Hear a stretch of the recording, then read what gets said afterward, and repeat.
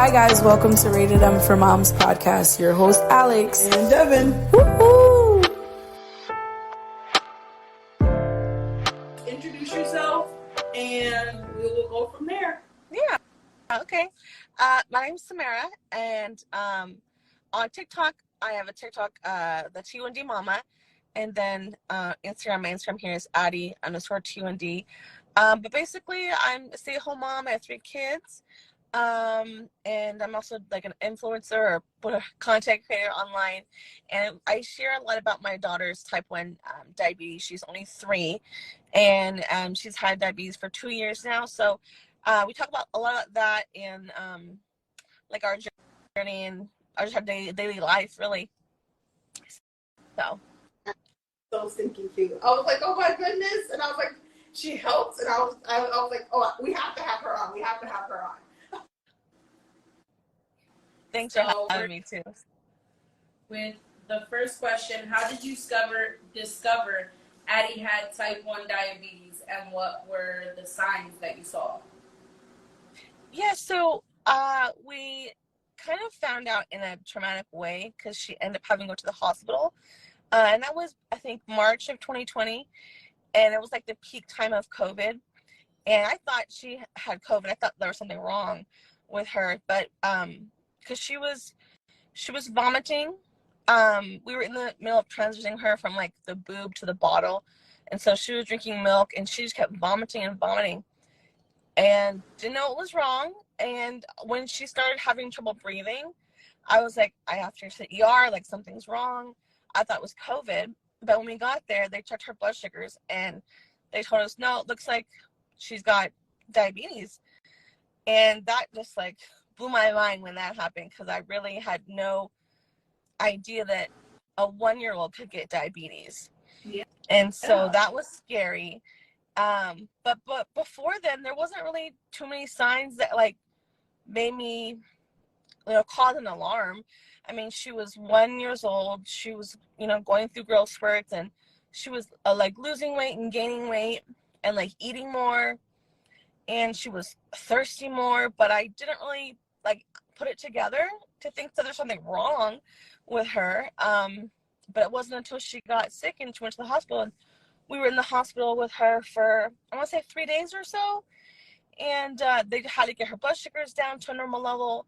They had to teach us, how to take care of her diabetes and things like that. So that's how we found out. And that's really like one of the reasons why I like to share about type 1, because I don't want other parents to have to go through that. When like, if I had known the signs and I, noticed the signs, we could have went to the doctor and they could have said, hey, this might be an issue, instead of, ending up in the hospital in the way that we did. Is there a typical set of signs that you can look out for T1? Yeah, some of the signs are like increased thirst and increased hunger. And it's one of those things where like, oh, okay, yeah, I was thirsty today, but this is the kind of thirst that's like unquenchable. Like they just drink water and water and water. Or like when she was so hungry, she was eating so much, and I was like, that's so weird. And I just thought she was just going through a growth spurt and she was hungry, but she was eating way more than she usually would as a 1-year-old. So increased thirst, increased hunger, increased diaper, like wet diapers or going to the bathroom a lot is another sign. Irritability, being tired, or like having just like overall like fatigue or weakness is one of them. But those are typically like the majority of the common signs that you want to look out for with type 1. Okay. That's crazy. Because now you go back and you're like, Yeah, like it makes you think like, why are you eating so much today? Yeah, why don't be eating so much tomorrow. Hindsight being 2020, I remember a moment where she would eat a meal and then she would like go look for more food in the trash can. And because she was 1 and she couldn't get in anything, and she was getting in the trash can, and I was like, what are you doing? Like, if you're hungry, like, I can get you something to eat. But it was just so weird. And I thought it was just, oh, she's being a toddler. She's just making messes. She's curious. I didn't think there might be like an actual issue behind it. I wouldn't have thought there was an issue either, because like toddlers get into everything. They're one. They get into everything. Legit. So like I would have literally just thought that she was just exploring the trash can. Yeah. Yeah. You know, today's the trash can, tomorrow's the grass. Who knows? Yeah. The cabinets. Yeah. So, any specific challenges with having a diabetic toddler? Yes, definitely. One thing that I think we learned pretty quickly is that she was one and she was a picky eater and she didn't always eat her food. And so we had to, you know, give her insulin so she can eat, and, you know, whatever food she ate, we had to give her insulin. And it was difficult because, you know, she wouldn't eat sometimes and we'd give her medicine. And it's just like, you need to eat, because, you know, too much insulin would bring her blood sugar down, and you know, it would just be really bad. She could like pass out or like go into a coma. So I was like, we had to make sure she ate, or at least have something on hand that she liked eating. So we knew that she would at least eat that, even if it was like crackers or something, like goldfish crackers. We always had to have something on standby to make sure she wouldn't, you know, something wouldn't happen to her. Has that gotten better as she's gotten older? Yeah, it definitely has. I think for two reasons. One reason being like I have like a large variety of things that I know she likes to eat, and so I just keep them on hand, you know. But she's definitely not as picky. I know like what her favorite foods are and things like that. Like she loves noodles and pasta. So if I make her spaghetti, I know she's gonna eat spaghetti. So it's definitely gotten a lot easier. And she knows now, I think, that, okay, it's important that you eat this food, or it's important that you drink this juice, you know, and she's, for the most part, pretty cooperative about it. Yeah, I know on the videos. I know, but she's a toddler. In the videos, you have some days where she's like, "Okay, let's change your pump," and she's helpful, and she picks out her patches. And some days she's like, no, this is not what I want. I don't want to do this. Yeah, I don't want to do this." And I know recently that she's been like taking her pumps off, and I'm like, "Oh no, that's like an important part. Like, where are they going?" Does she have the one that goes in her arm? Yeah, we can put it in her arm, her belly, or her thigh. That's what we do most of the time. But yeah, sometimes I'll notice her just like picking at it, just like watching TV, not paying any attention. I'm like, hey, don't touch that. Like, hands off. And she's like, oh, sorry. So being 3, that's like really, it's really good. Like that you're aware of what's happening. And I feel like at 3, because she's had it since she was 1, it just becomes her pump, and like all those things just become like a part of her. Yeah. So it's not much of a nuisance or a problem, or maybe it is, but like it just becomes part of her, and it's just what she has to have. So it's not like a big deal. Yeah. Yeah. She'll complain about it some days, but most of the time she's pretty like, she knows it's just something that we have to do. And she might not understand that fully, but she just understands that, like, she's Addie and she has diabetes. Like, she tells everybody that. That's so cute. Do your other children have anything? No. Like, no, we don't have any close family members that have diabetes at all. So, oh, really? Yeah. Do you have nobody? Wow. Yeah, when I learned that she had type 1 diabetes, I really didn't have much idea what it was, because I knew no one that had type 1 diabetes. And my partner, Addie's dad, he actually used to date someone that had type 1. So he knew about it somewhat, but I was just absolutely clueless. Do you know how it happened? Like what led to her having type 1? Like, is it something that you can, I guess, see in the womb, or is it just something that happens? Like, Well, from what I know, it's just something that can happen, that because it's an autoimmune disease. And so I know genetically, if you have like in your family more susceptible to autoimmune disorders, because I know in my family we have like celiac disease and other autoimmune diseases, but type 1 is one of those where your body was just attacked by a virus, and I think she got COVID actually. And after that, the pancreas just kind of didn't work anymore, because the virus attacked her pancreas and it didn't work. And so that's how she got diabetes, and she has to take insulin for that because her pancreas just doesn't work. So it's nothing that we could have foreseen or known. I guess genetically now, I am pregnant right now. I'm 22 weeks. So I know that there's a small chance that baby could also have type 1 diabetes, just because it's in my genes or my partner's genes. But yeah, there's really nothing, like not a test or anything that we could do, because I mean, it's just one of those things that happen. You get sick, and then like you get this disease, autoimmune disease. Well, congratulations. yeah. But I think, Thank you. I know for me, I had 2 babies that were like on the larger side, and I have diabetes that like runs in my family. So I know when my daughter was born and when my son was born, they were doing like checks on them for their sugar.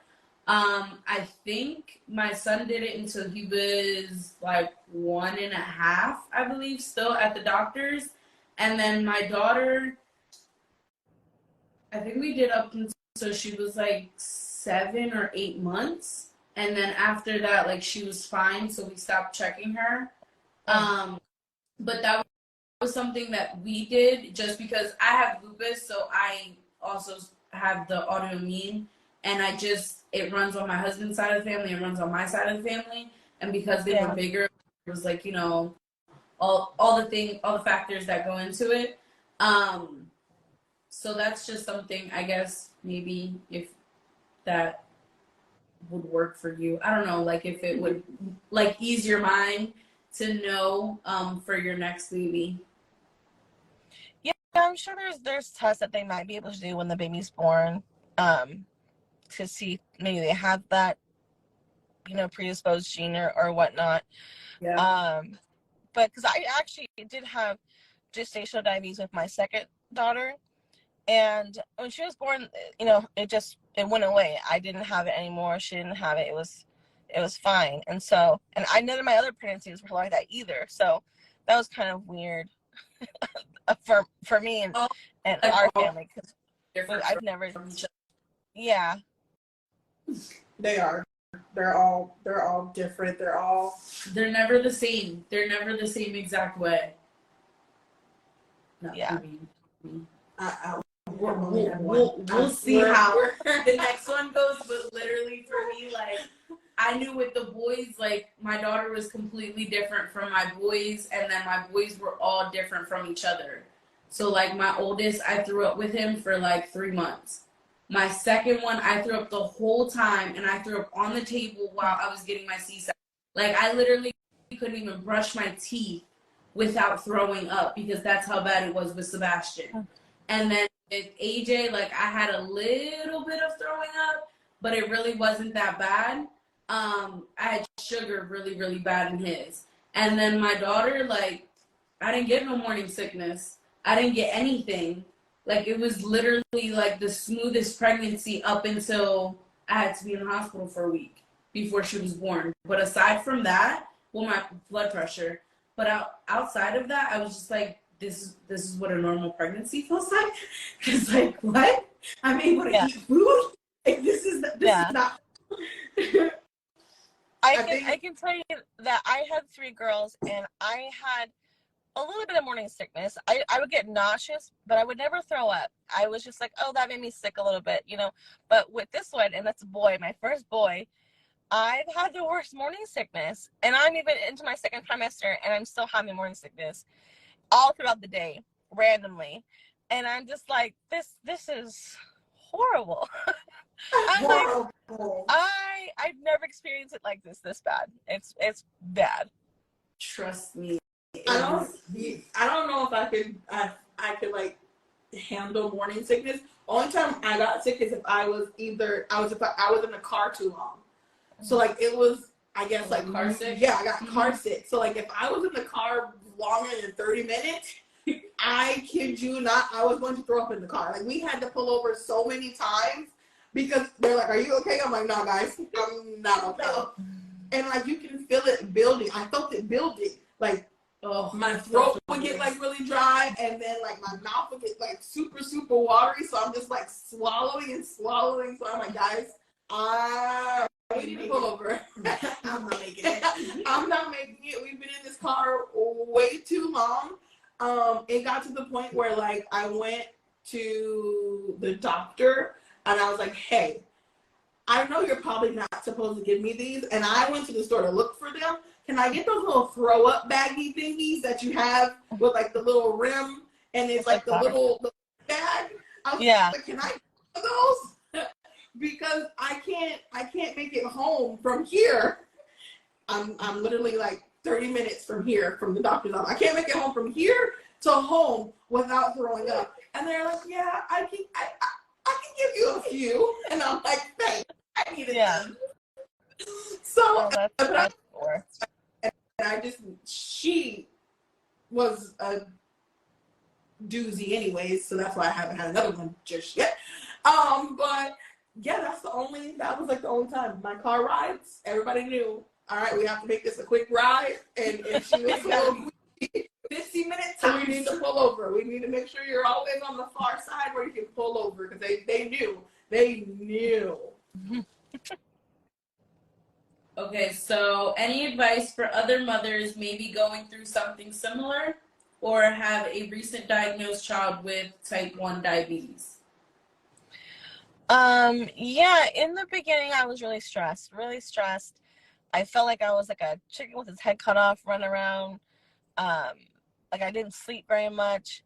And it's really scary when you don't know what you're dealing with, especially as like if your child's really young.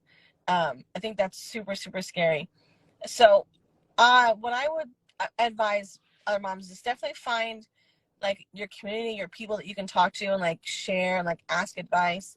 That was one of the most helpful things for me, is that I like joined some Facebook, groups, and I, went on Instagram and I was looking for anyone that was sharing, hey, my toddler has diabetes too, or whatever.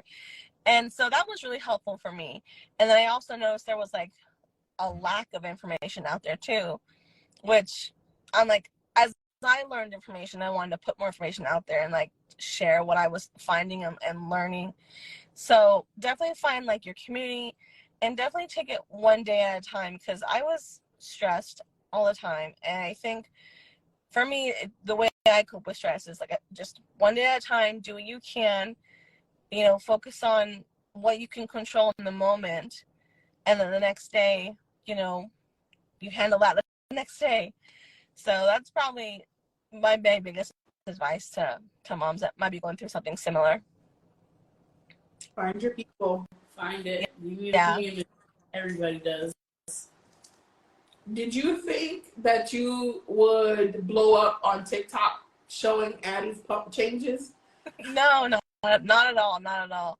It was honestly like something that happened by accident, because she was handling everything so well the first couple months, and I was the one who was freaking out and was like anxious and had stress about it. But she was doing so great with her shots and with her, poking her finger, checking her blood sugar. She was doing so great. And so I just wanted to take a video of me changing her Dexcom and kind of show my family on Facebook how our lives had changed and what she like goes through. And so I kind of did that, and then I just edited the video on TikTok, and I ended up posting on TikTok. And then so many people had questions, and I just kind of kept posting about it because people had questions, and they were asking, largely like, how does a 1-year-old get diabetes? And I was like, I had the same question when she was diagnosed, and so I was just sharing information like that, but I didn't think at all that we would blow up like that. And I think between like, you know, COVID and people being home, I think there was just like an increase of like other kids getting type 1 possibly, and like people also looking for that information. And I kind of think that's kind of how we blew up, is people like there was a need for that information, and then people like went searching for it and then found it. Because I got so many messages on Instagram and comments on TikTok from other people saying, you know, thank you, we're going through something similar. I have a baby who also just got diagnosed.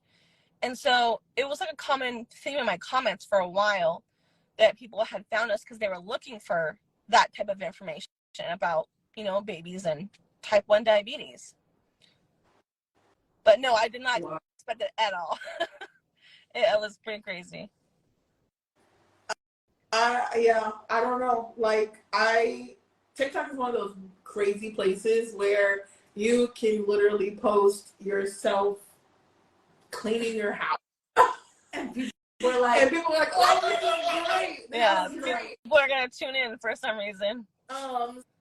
So I don't think anybody ever is like, unless that's what they do and that is what they're making videos for on TikTok, is to blow up. I don't think anybody who posts like just, I guess, regular like their life on TikTok and blow up. Yeah, I don't think anyone ever expects to blow up. Yeah, I think it's one of those ones that crazy. TikTok is a crazy place. You can blow up, you cannot. Because I'm sure there's someone else who's out there doing probably maybe the same thing and not blowing up. Yeah. Same. Social media is just a weird thing in general.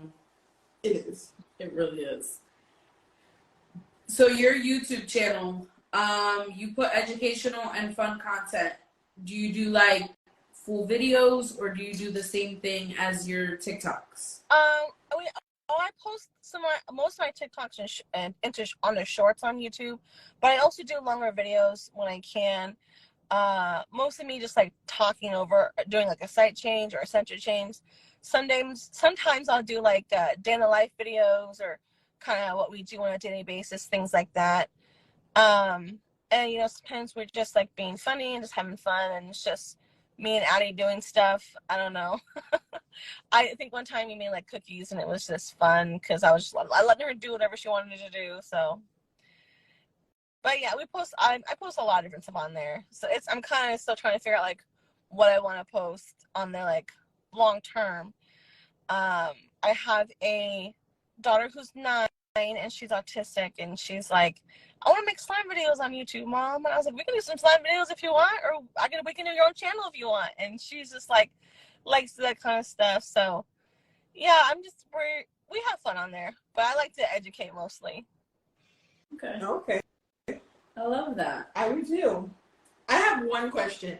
Is it really hard to like limit snacks and like treats and like those kind of things? Sometimes if I buy them and I bring them into the house, it's kind of just like I did it to myself. You know what I mean? She's gonna help herself. She's gonna eat it. But sometimes I just have to put stuff up because she's 3, and I just like out of mind type thing. So I try and leave snacks that I'm okay with her having a lot of, like, on the table. But I mean, if I want to keep her fed, like with her meals, like she loves like chicken nuggets or chicken fries. She loves those little dino nuggets.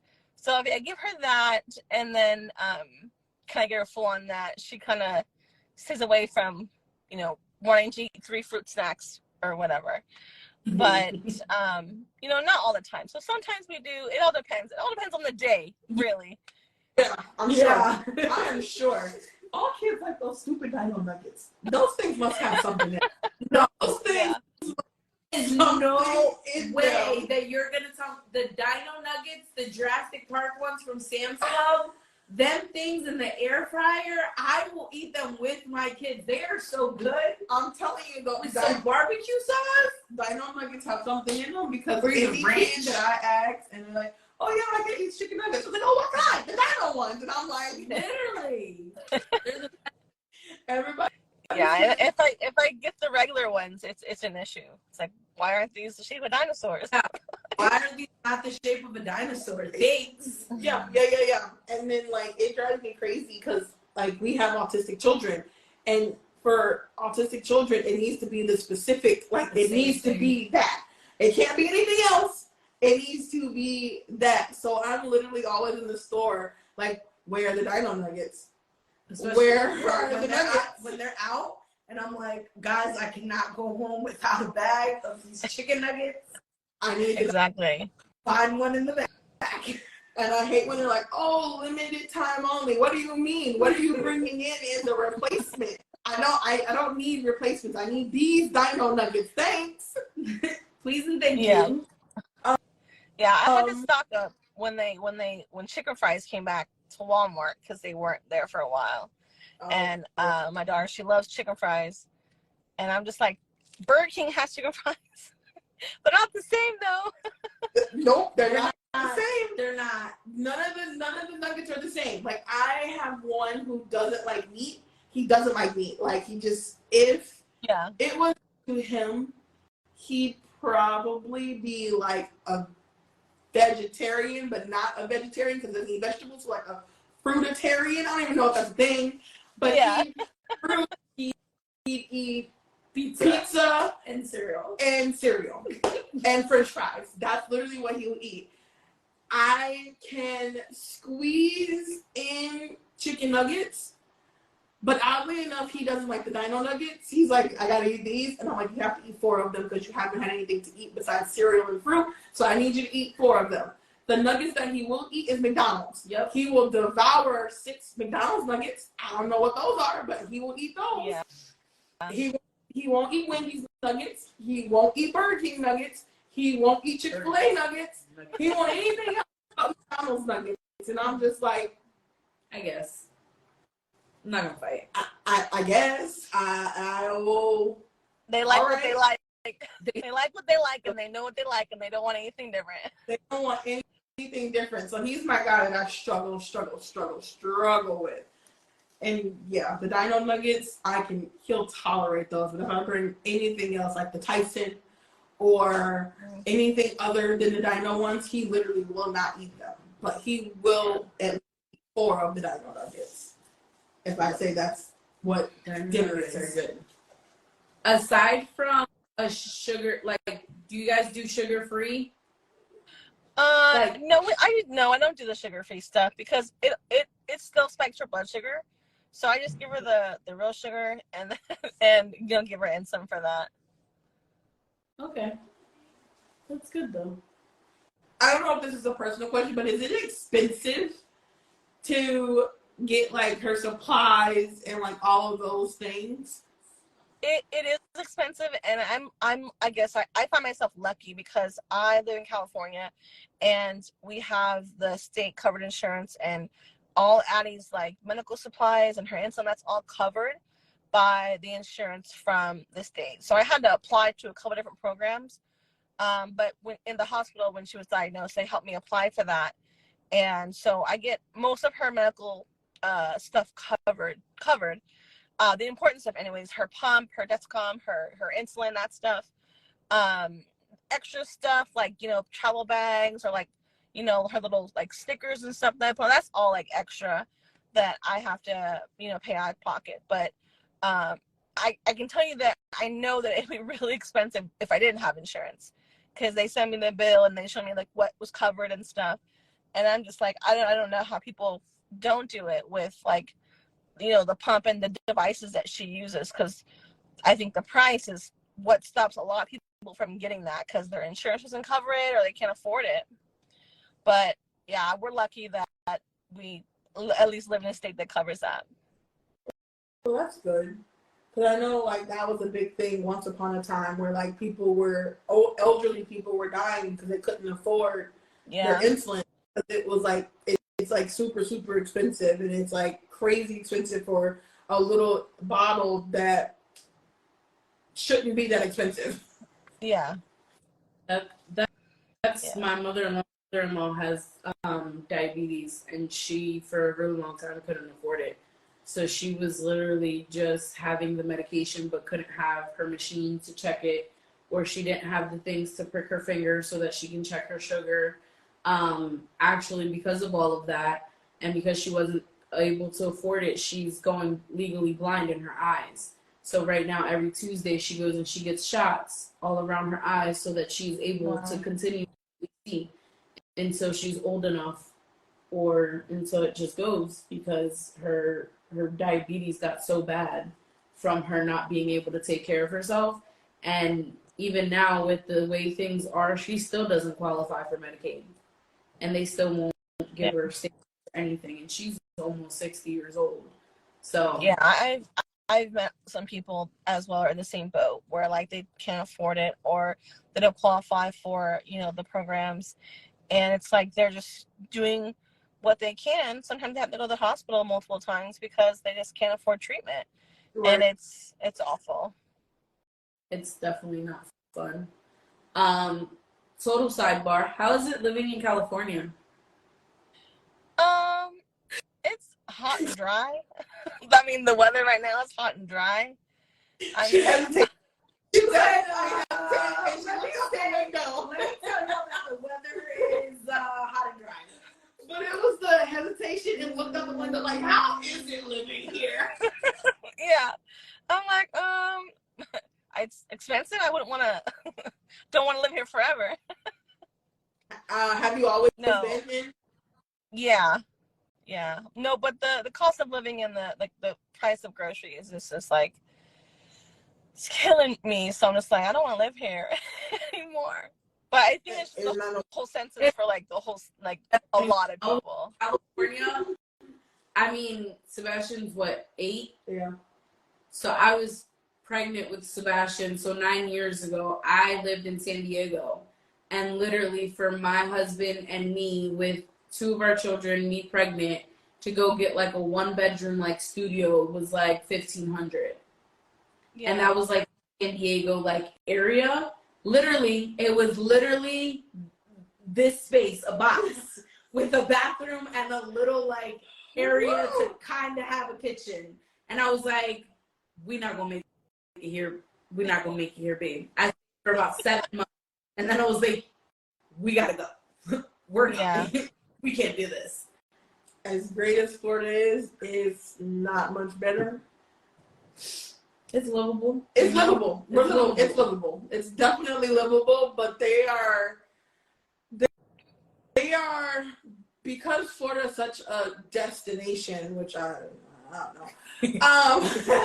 They're literally popping up so many apartment complexes and these buildings and this for more and more people to move here. Like, it's not enough people already here.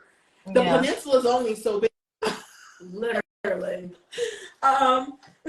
So then, like, and I know people go to California to go on like vacation, but I feel like people come to Florida to vacation a lot. So like, not only do you have like the people who live here, but now you have all of those snow bunnies who come down when it gets cold up north here too, and it's just like it's a lot of people here. Why are there so many people? That's how we revenue money. It is how Florida gets its money, but it's like, my God. Yeah. Resources are thin everywhere. It's like, don't move here. Yeah, don't move here. Don't move here. There's a sign. You guys can come and visit and then leave. There's like 50 other max states, guys. 4 days, and then you guys can go somewhere else. 50 other states. Pick one. Yeah. Besides this one. How was the hurricane that you guys just had? Did you get impacted by it at all? No, I'm in Northern California, so I mean, I didn't see anything. So it mainly impacted like Southern California, but yeah, we saw nothing up here. It was still hot. It was no hurricanes. She said it was still hot. Like, only thing I hear mostly about California is like earthquakes. Do you have those often? Say that again? Earthquakes. Oh, sometimes, really rarely. Yeah, I'm in the Sacramento area, which is like the middle of the state, kind of, and so more like towards the coast. I think they get more earthquakes, but very rarely we'll get like little tiny ones out here where I live. Yeah, okay. So I guess it's just where you where you go at. yeah, that's a big state. It really is. Yeah. It really is. Yeah. So thank you so much for being on, and thank you for educating, and giving us like just a little inside scoop of what it's like to be Addie's mommy. Yes, and the information, especially on type 1 diabetes, I hope that it helps another mom if she's out there and she's listening. Okay. Sounds great. Thanks for having me. It was nice talking to you, ladies. It was Nice talking to you. And that's Rated M for Moms podcast. Stay tuned for the next episode. Like and subscribe.